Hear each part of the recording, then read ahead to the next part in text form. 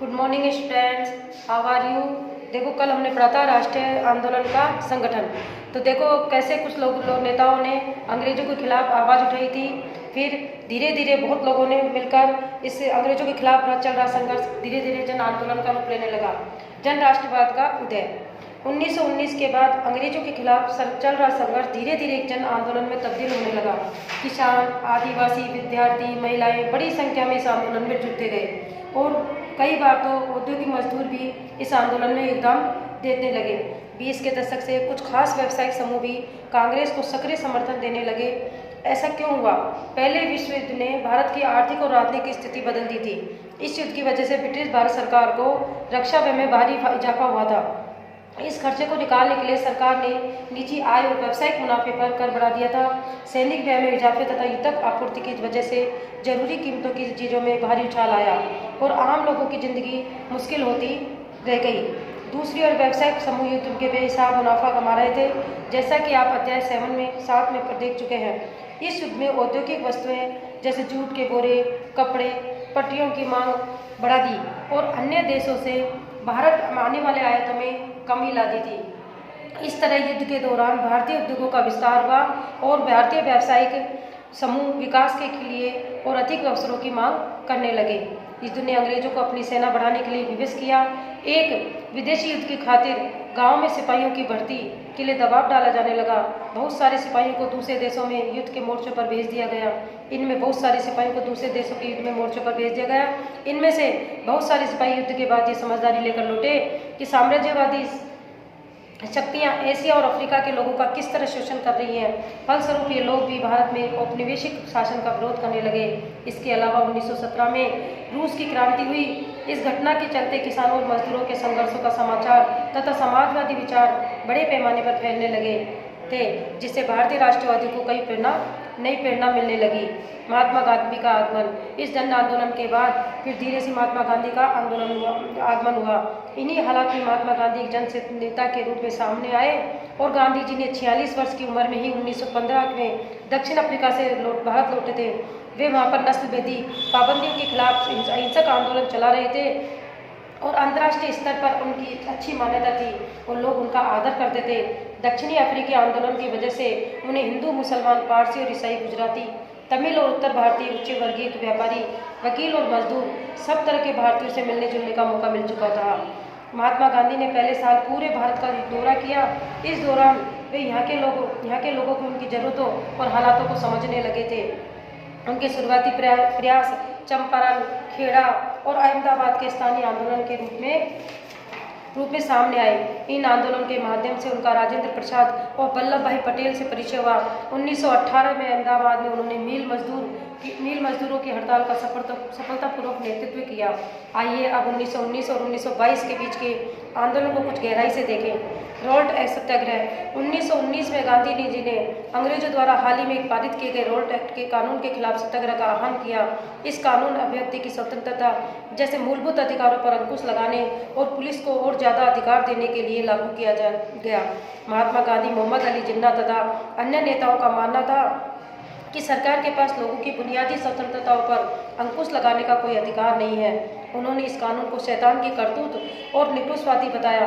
गांधी जी ने लोगों से आह्वान किया कि इस कानून का विरोध करने के लिए 6 अप्रैल 1919 को अहिंसक विरोध दिवस के रूप में अपमान या याचना दिवस के रूप में मनाया जाए और हड़तालें की जाए। आंदोलन शुरू करने के लिए सत्याग्रह सभाओं का गठन किया गया। रोल्ट सत्याग्रह ब्रिटिश सरकार के खिलाफ पहला अखिल भारतीय संघर्ष था। हालांकि यह मोटे तौर पर शहरों तक सीमित था। अप्रैल 1919 में पूरे देश में जगह जगह जुलूस निकाले गए और हड़तालों का आयोजन किया गया। सरकार ने इस आंदोलन को कुचलने के लिए दमनकारी रास्ता अपनाया। बैसाखी 13 अप्रैल के दिन अमृतसर में जनरल डायर द्वारा जलियांवाला बाग में किया गया हत्याकांड इसी दमन का हिस्सा था। इस नरसंहार पर रविन्द्रनाथ टैगोर ने अपनी पीड़ा और गुस्से जताने के लिए नाइटहुड की उपाधि वापस लौटा दी। रोल्ट सत्याग्रह के दौरान लोगों ने ब्रिटिश शासन के खिलाफ हिंदुओं और मुसलमानों के बीच गहरी एकता बनाए रखने के लिए प्रयास किए। महात्मा गांधी भी यही चाहते थे। उनकी राय में भारत यहाँ रहने वाले सभी लोगों यानी हिंदुओं, मुसलमानों और अन्य धर्मों के लोगों का देश है। उनकी गहरी आकांक्षा थी कि हिंदू और मुसलमान किसी भी न्यायपूर्ण उद्देश्य के लिए एक दूसरे का समर्थन करें। अब देखो मैं तुम्हें इनमें कुछ क्वेश्चन आंसर कराती हूँ, अब देखना।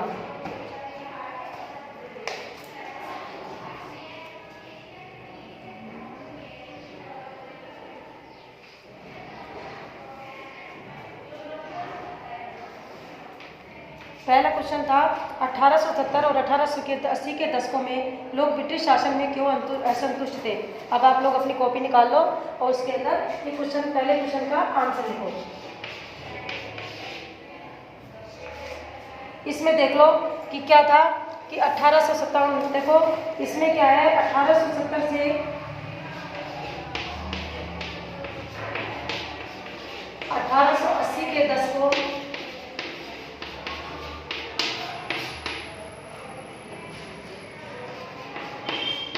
में लोगों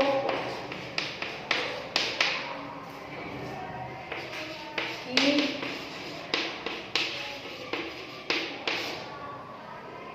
ब्रिटिश शासन से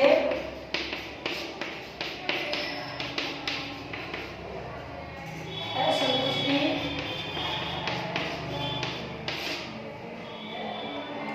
के मुख्य कारण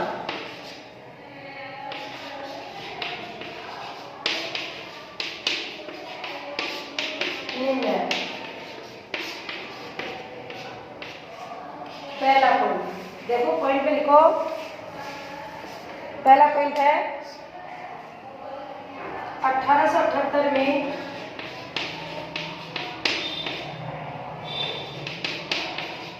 आर्म्स एक्ट पारित किया गया।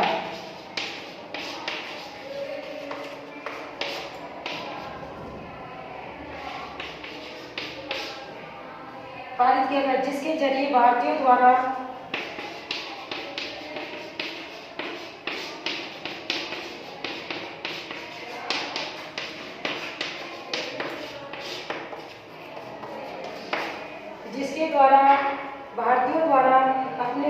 अपने पास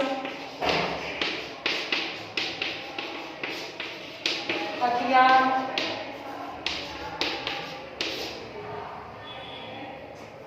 रखने का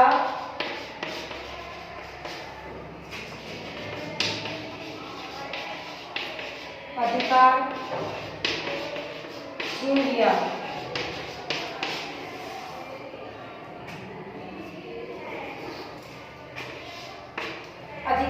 ये पहला पॉइंट था कि 1877 में आर्म्स एक्ट पारित किया गया था, जिसके जरिए भारतीयों द्वारा अपने पास हथियार रखने का अधिकार छीन लिया था।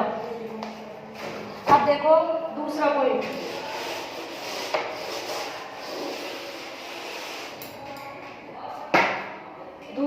था उसी साल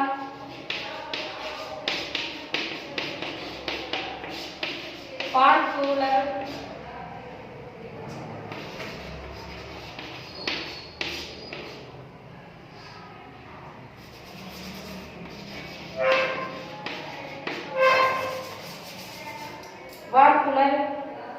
प्रेस एक्ट भी पारित हुआ।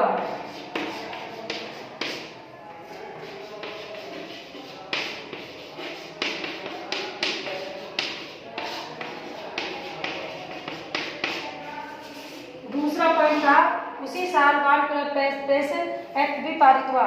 तीसरा था जिससे सरकार की आलोचना करने वालों को चुप कराया जा सके।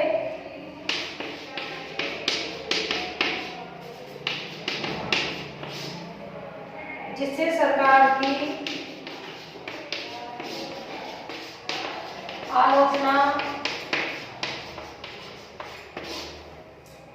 करने वाले को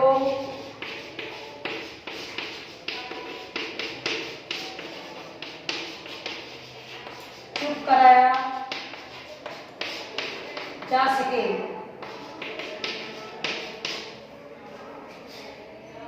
इस कानून में प्रावधान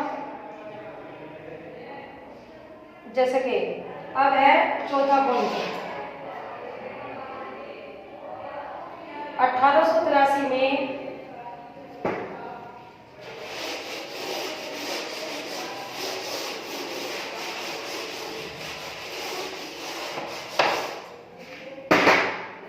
चौथा पॉइंट है 1883 1982 में सरकार ने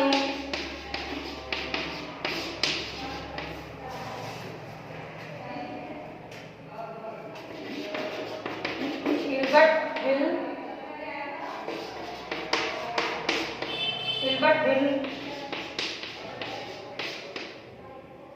लागू करने का प्रयास किया।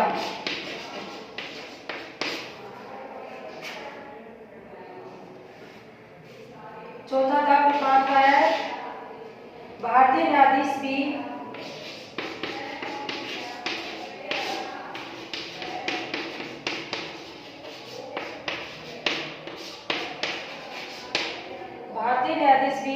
ब्रिटिश या यूरोपीय व्यक्ति पर मुकदमा चला सके। न्यायाधीश भी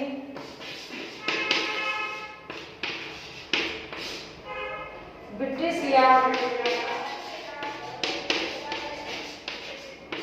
यूरोपीय व्यक्तियों पर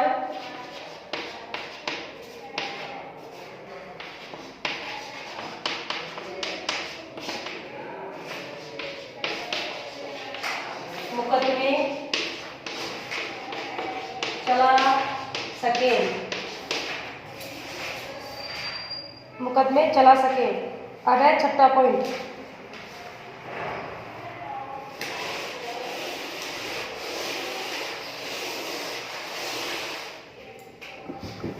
अंग्रेजों के विरुद्ध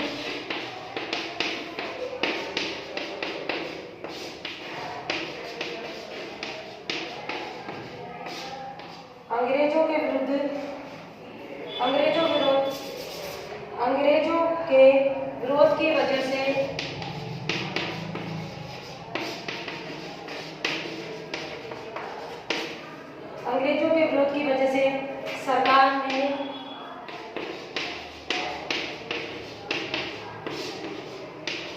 सरकार ने यह विधेयक वापस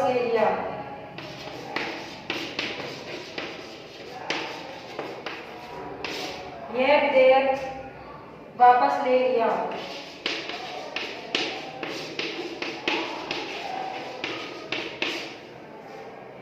तो भारतीयों ने इस बात का काफी विरोध किया।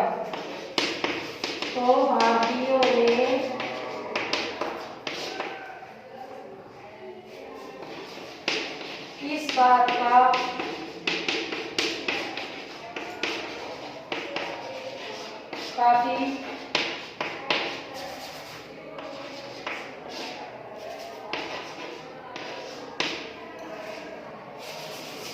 काफी विरोध किया। ये हो गया पहला क्वेश्चन अपना पूरा। अब आपको बाकी कल कराएंगे।